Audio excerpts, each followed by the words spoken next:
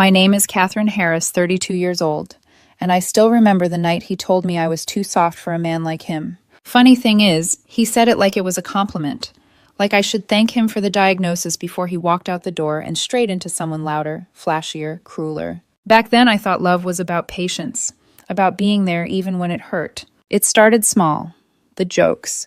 We'd be at dinner with friends, and if I hesitated before disagreeing with someone, Logan would grin and say, "See, Catherine doesn't fight. She forgives everyone." They'd laugh. I'd smile too, because that's what I did. I made people comfortable. He used to say I was too gentle for this world. I believed him until I realized it wasn't admiration. It was dismissal. The night everything broke began like any other Tuesday. I had just finished work, bought his favorite stir-fry, and drove home humming along to the radio. When I opened the door, the air felt staged. He was leaning against the kitchen counter, arms crossed, eyes cold. "Catherine, we need to talk." I froze, still holding the grocery bag. "Okay." He didn't even look nervous. "I've been seeing someone. Her name's Jade, from the gym." The room tilted. I thought maybe I'd misheard him. "You what?" "She gets me," he continued. "She's confident. She knows how to take control." Then came the dagger. "You apologize for existing." I remember the sound of my own heartbeat more than his words. I set the bag down slowly. Inside, a jar of his favorite chili sauce rattled against the glass counter. "That's it," I said softly. "You're just done." He smirked. "Guess you knew this was coming. You've always been too soft for a man like me." I didn't cry, didn't scream. I just stood there realizing the version of me he'd loved was the one who never fought back. So I did something new. I walked to the bedroom, pulled out my suitcase, and started packing. He followed me incredulous. "You're seriously not even going to fight for me?" I zipped the suitcase shut. "You just told me I'm not enough, Logan. Why would I fight for that?" His expression twisted between confusion and anger. "You'll regret this." Maybe I said lifting the handle, but not tonight. And I left. No shouting, no slammed doors, just silence. The silence, it turned out, was the hardest part. For weeks I woke to the sound of absence.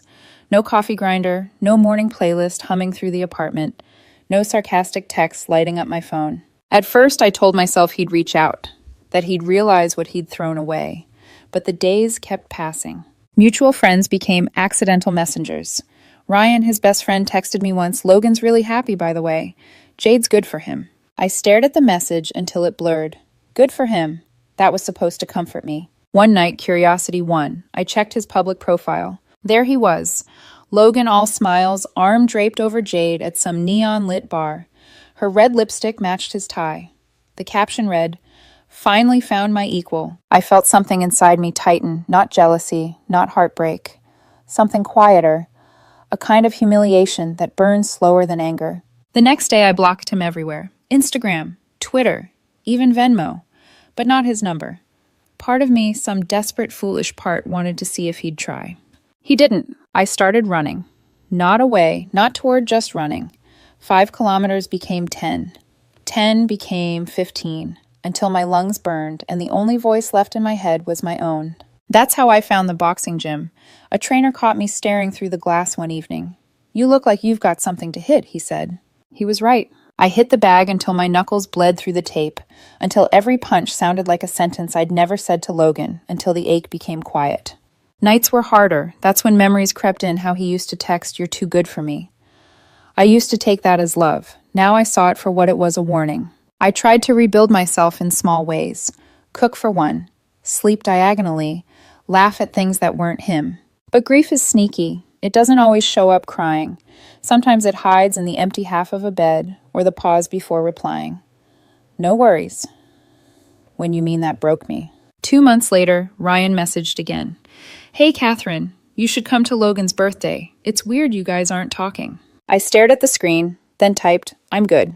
He replied instantly, "He's happy. You should be too." I put my phone face down.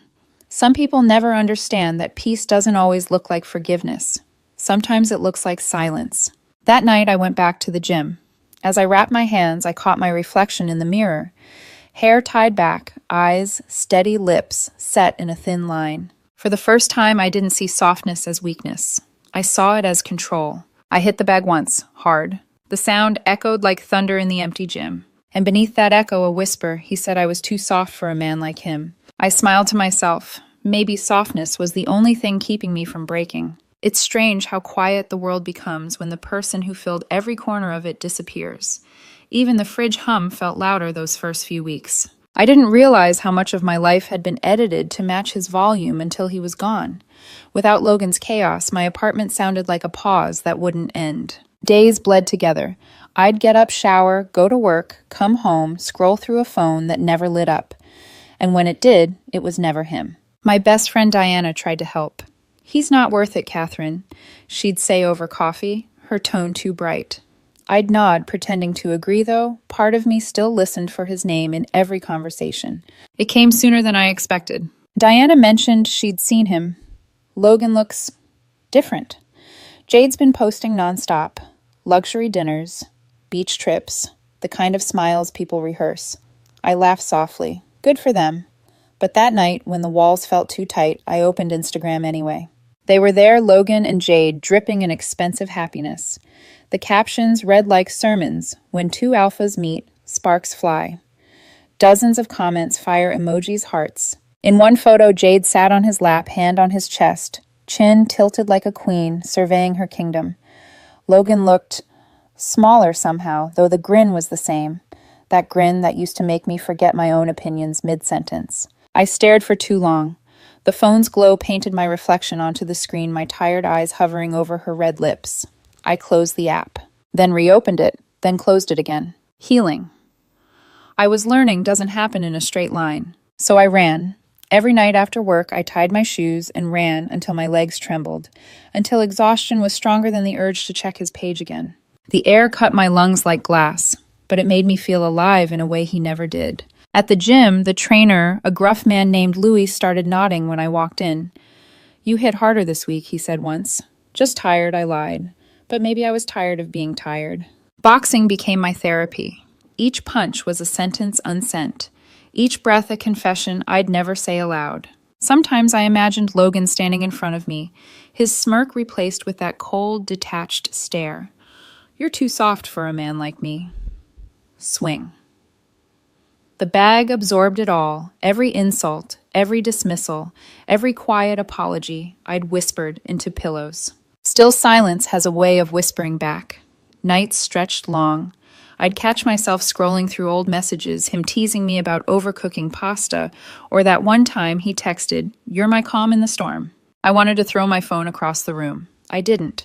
Instead, I typed a note I'd never sent. "I was never your calm. I was your lifeboat. You just didn't notice until you sank." I deleted it. A month passed before the first whisper of him reached me again. Ryan texted late one night, "You should come to Jade's birthday. Everyone's going.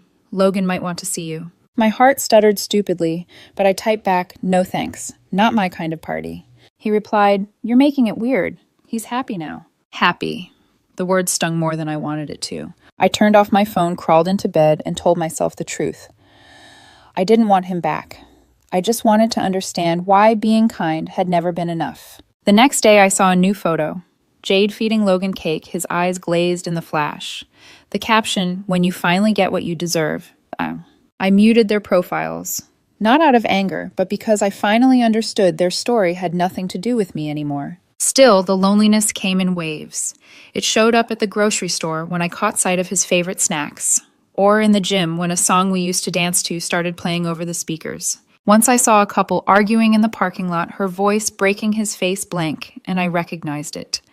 That hollow look of someone begging for love from a wall. I went home, showered, and stood in front of the mirror.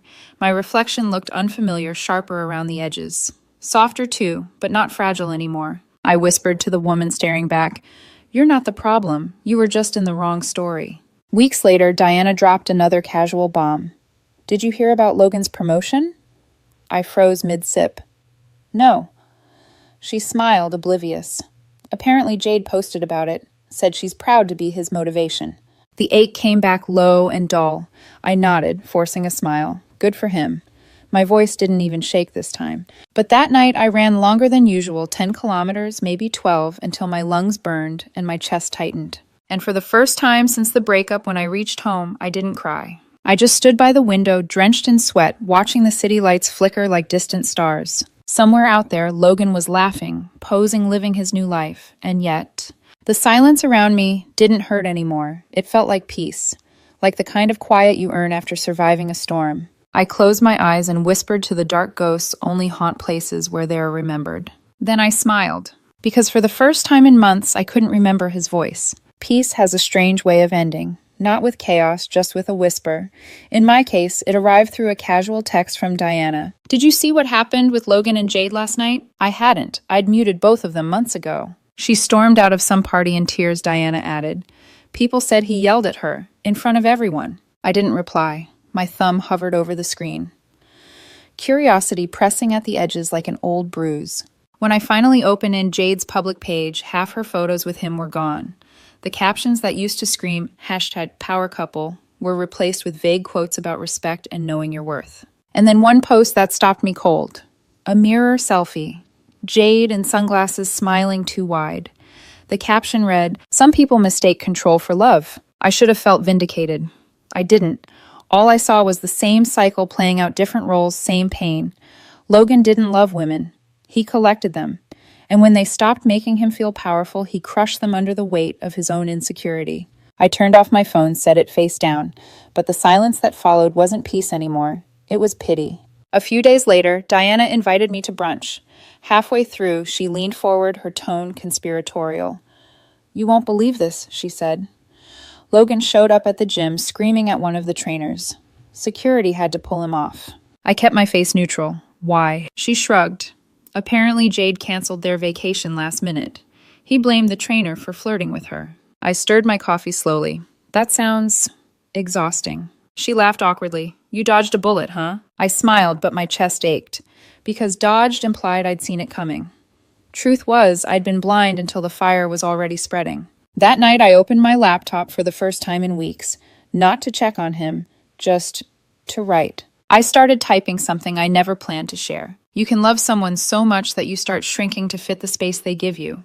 But one day you'll realize they only ever loved you small. When I finished, I sat back and stared at the words. Then, without meaning to, I opened my browser and typed his name. His LinkedIn profile came up first, new photo, the same confident smile. But beneath it, on sabbatical, exploring personal growth opportunities. That was corporate speak for unemployed. A bitter laugh slipped out. Weeks passed and more cracks appeared. Jade's post turned defensive. She wrote about fake friends, betrayal, healing journeys. Then one photo of her at a bar, Logan's hand gripping her wrist as she smiled for the camera. Too tight, too forced. I zoomed in. A faint mark, almost invisible, peeked from under her bracelet. I froze. That bruise. I'd seen it before on myself after a night he'd grabbed my arm during an argument. He'd said, "You made me do that." And I'd believed him. For a long moment, I couldn't breathe. The next morning, I walked to the gym early. The punching bag hung in the corner, waiting patient and silent. Each hit came harder than the last. Not for revenge, not even for anger, but for every time I'd excused his cruelty as passion. Luis, my trainer, watched quietly before saying, "You've got power now, Catherine." I nodded, sweat dripping down my jaw. "Feels like it." He smiled. "Power's good. Just don't waste it on ghosts." That night, I lit a candle by my window. The city hummed outside, unbothered, alive, distant. I scrolled through Jade's page one last time. Then, without hesitation, I blocked her too. Because I didn't need proof that he hadn't changed. I'd already lived it. I whispered into the glow, "Let someone else believe his storm is warmth." A week later, Diana texted again. "You won't believe it. Logan and Jade split. Publicly, she deleted everything. He's a mess. Drunk texts, late-night rants. People are starting to avoid him." I read the messages slowly without feeling, then typed back, "I hope they both heal." It was the truest thing I'd said all year. That night I dreamt of him for the first time in months. We were standing in the old apartment. He looked exactly the same, smug, tired, cold. But when he opened his mouth, no sound came out. Just silence. The same silence he'd left me in, only now it belonged to me. When I woke up, the sun was rising bleeding gold across the room. I poured myself coffee, opened the window, and smiled faintly. Logan's world was falling apart, and for the first time I didn't care. He had called me too soft, but softness hadn't broken me, it had saved me. I had almost forgotten what his voice sounded like until the night it came crawling back through the phone. It was 3:07 a.m. when it rang, an unknown number. At first I thought it was a wrong call. I let it ring out. Then came the voicemail. Breathing, slow, uneven, and a whisper. Please, Catherine. A muffled crash, then silence. I replayed it once, twice, until the sound of my own heartbeat drowned it out. The voice was unmistakable. Logan. By morning, the gossip had already spread. Diana texted first. You won't believe this, Logan got arrested last night. Bar fight. Some guy looked at Jade too long. I stared at my phone, coffee going cold in my hand. He's fine, she added. Jade bailed him out, but she deleted all their pictures.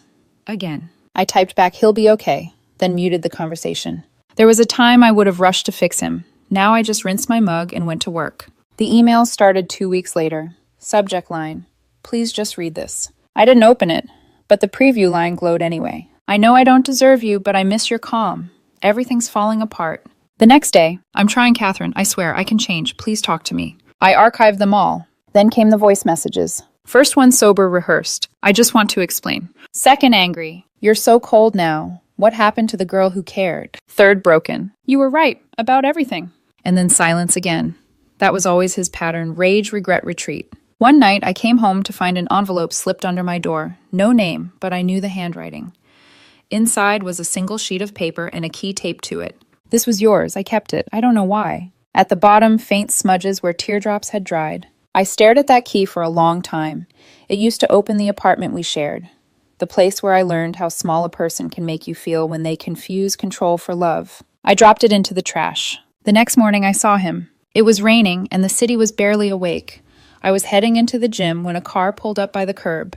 The door opened, and out stepped Logan. He looked nothing like the man I remembered. His once pressed shirts were now wrinkled collar askew.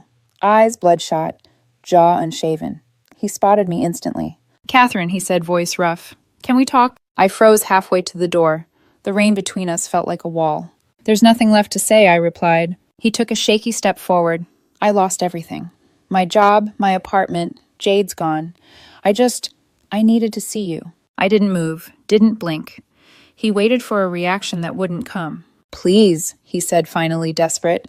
I can't sleep. I keep hearing your voice. My throat tightened. Not out of sympathy, out of memory. That voice had once been my whole world. Now it just sounded small. I shook my head. I don't hate you, Logan, I said quietly, but I don't owe you peace anymore. Then I walked inside the gym door, closing softly behind me. Later, as I wrapped my hands, Luis raised an eyebrow. You okay? Yeah, my tone surprised even me. Steady, final. He handed me the gloves. Good. Don't let ghosts tire you out. The bag waited patient. I hit it once, twice a rhythm, steady as a heartbeat. Every punch drove something out of me. Pity, fear, the last traces of his name. By the 10th round, my arms shook. By the 12th, I couldn't remember why I'd ever wanted him to call. The emails kept coming for a while. Apologies turned into accusations, then into confessions again. You were my calm, Catherine, my anchor. I just need one chance. You ruined me by being too good. And finally, forget it, you were never strong enough anyway. That one made me smile, because it proved what I already knew. He still hadn't learned the difference between softness and weakness. I deleted everything, changed my number, moved apartments. The next time my phone buzzed past midnight, I didn't flinch. Months later, I found another envelope in my mailbox. No note this time, just a single photograph. Me from years ago, smiling on a beach. He'd taken it. Taken. I flipped it over. On the back, scrawled in his handwriting, I miss this version of us. I almost laughed, because that version of us had never really existed. It was built on my silence, my forgiveness, my endless attempts to be enough for someone who didn't know what enough meant. I tore the photo in half, then again, until it was nothing but tiny pieces falling into the trash like confetti. Later that night, I stood on my balcony, city lights blinking below. The rain had stopped, but the street still shimmered. I thought about that voicemail, his voice trembling through static. Please, Catherine. I whispered back to the empty air I already did. Inside, the clock struck 3:00 a.m. again. Same hour, different silence. This one didn't ache, it hummed. I turned off the lights and went to bed, unafraid of the dark. 6 months passed before I saw him again. Not on a screen, not in a memory, but in flesh and breath under the same yellow light of a cafe I hadn't planned to enter. It was one of those late Sunday afternoons that smell like burnt espresso and rain on concrete. I was meeting Diana for coffee, but she'd canceled last minute. I almost left until I noticed the man sitting in the corner by the window, hunched over a chipped mug. Logan. He didn't see me at first. His hair was longer now, streaked with gray at the temples. The crisp confidence he once wore like armor had eroded. His shirt hung loose on his frame, the collar limp. For a moment, the years folded in on themselves. My pulse stumbled, my throat tightened, and then nothing. No fury, no ache, just recognition without attachment. I walked to the counter, ordered a latte, and sat down 2 tables away. He looked up.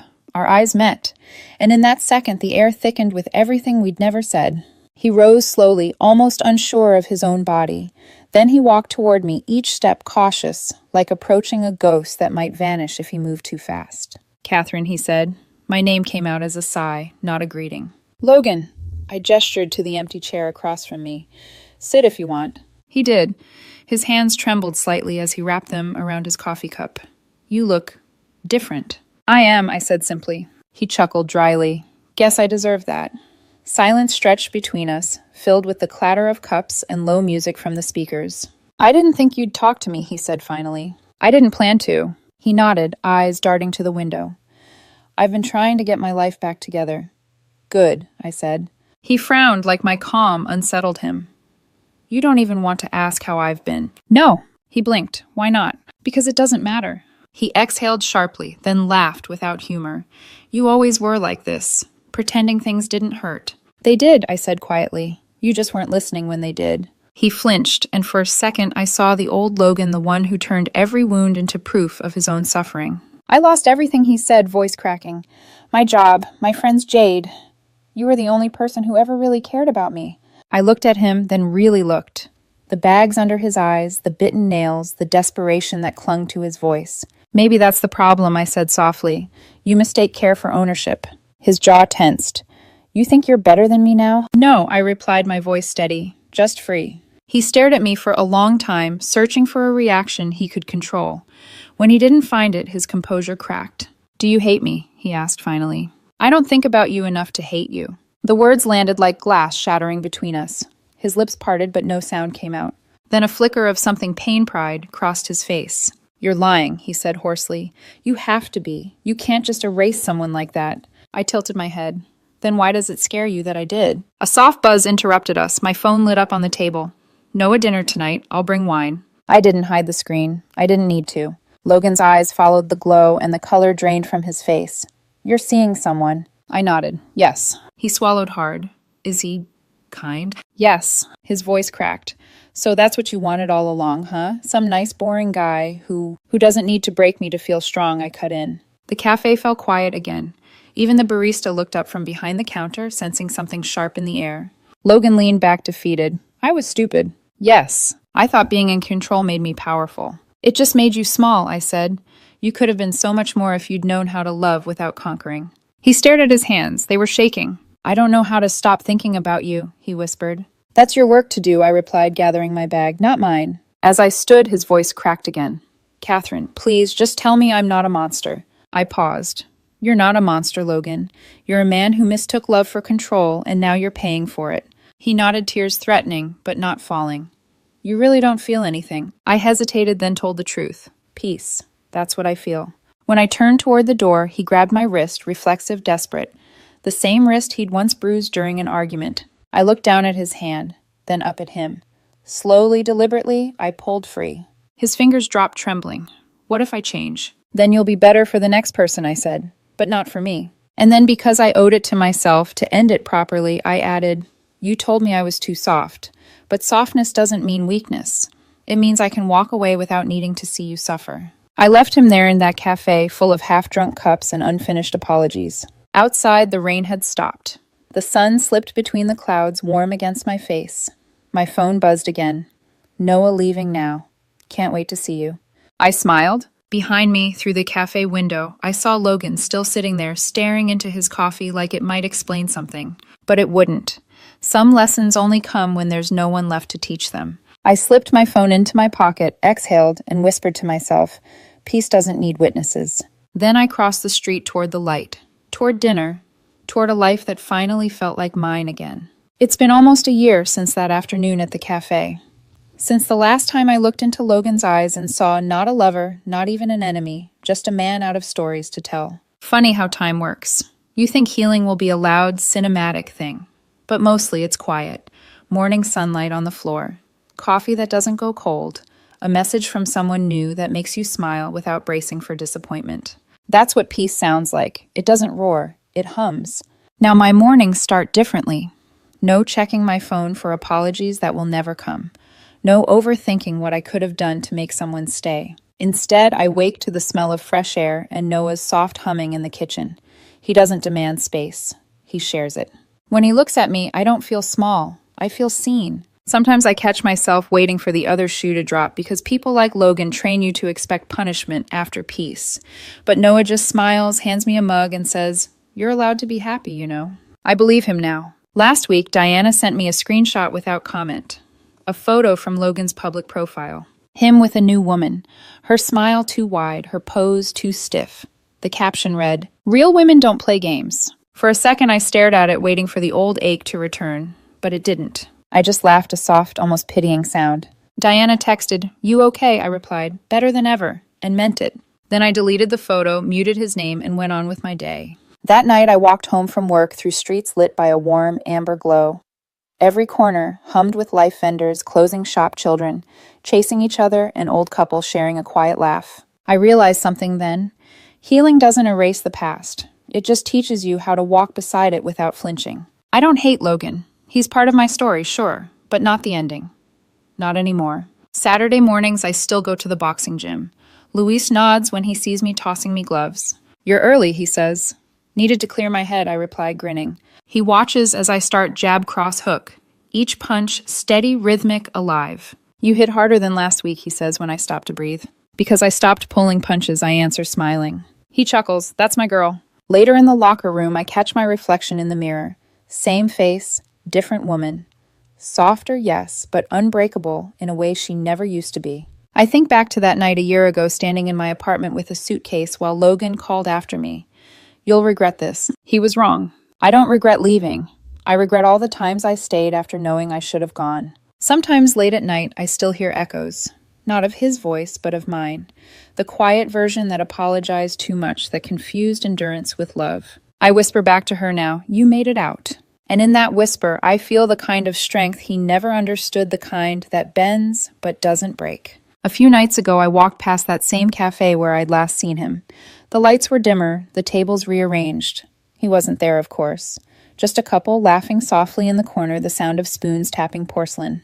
For a moment, I stood by the window watching them. Then I smiled, tucked my scarf tighter, and kept walking. Some ghosts are better left unseen. When I got home, Noah was on the couch reading barefoot, half asleep. He looked up and said, "You're glowing." Maybe I was. Because when you finally stop trying to be someone's anchor, you learn how to float. I kissed him goodnight, turned off the lights, and lay in bed listening to the rain outside. It didn't sound like sadness anymore. It sounded like a song I used to know now, playing in a different key. He said I was too soft for a man like him.